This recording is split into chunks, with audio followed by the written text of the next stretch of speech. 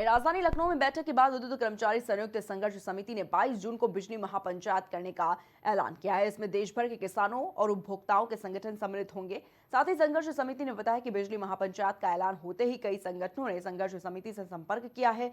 शनिवार को अवकाश का दिन होने के कारण बिजली कर्मचारियों ने सभी जनपदों और लखनऊ कर्मियों के साथ बैठक की और इसमें निजीकरण के विरोध में चल रहे आंदोलन को और तेज व सशक्त बनाने पर विचार विमर्श किया गया। इस दौरान लखनऊ में होने वाली महापंचायत की तैयारी पर चर्चा भी की गई।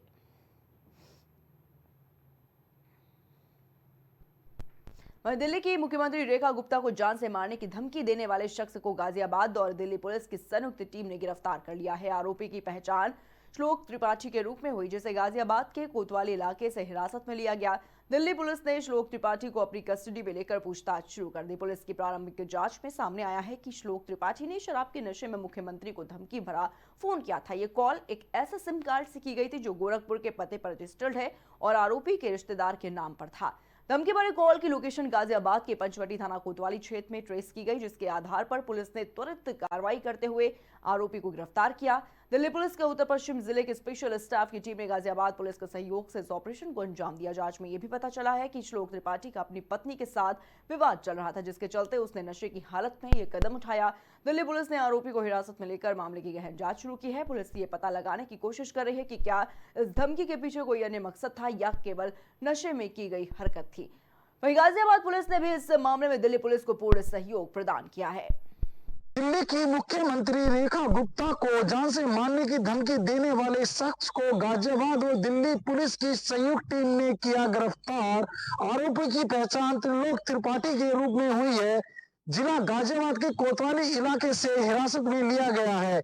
दिल्ली पुलिस ने त्रिलोक त्रिपाठी को अपनी कस्टडी में लेकर पूछताछ शुरू कर दी है। जिला गाजियाबाद से विमल स्वामी, प्राइम टीवी के लिए। उत्तर प्रदेश में फिर आसमान से आग बरसने लगी है। हीटवेव का कहर यूपी के कई जिलों में देखा जा रहा है। भारतीय मौसम विभाग की ओर से मिले ताजा अपडेट के मुताबिक अगले 2 दिनों में यूपी के पूर्वी और पश्चिमी दोनों ही संभाग के कई जिलों में गर्मी भीषण कहर बरपा रही है और इस दौरान आसमान से आग बरसेगी और कई जिलों में तापमान 45 डिग्री सेल्सियस तक भी जाने की संभावना है। आईएमडी के मुताबिक रविवार 8 जून को यूपी के पूर्वी और पश्चिमी दोनों ही संभाग में मौसम शुष्क रहेगा। इस दौरान दिन चढ़ने के साथ ही धूप की किरणें भी तीखी होंगी और लोग गर्मी की प्रचंडता से बेहाल नजर आएंगे। 9 जून को 19 जिलों के लिए हीटवेव का अलर्ट जारी किया गया। इसके अलावा 10 जून को भी यूपी के कई जिलों में आसमान से आग बरसेगी। इसको लेकर मौसम विभाग की ओर से येलो अलर्ट जारी किया गया है। हालांकि 11 जून से मौसम यू टर्न लेगा।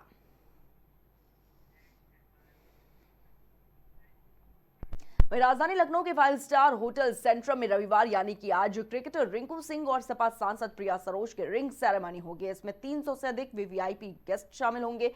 देश और प्रदेश की कई बड़ी हस्तियों को न्योता भेजा गया है।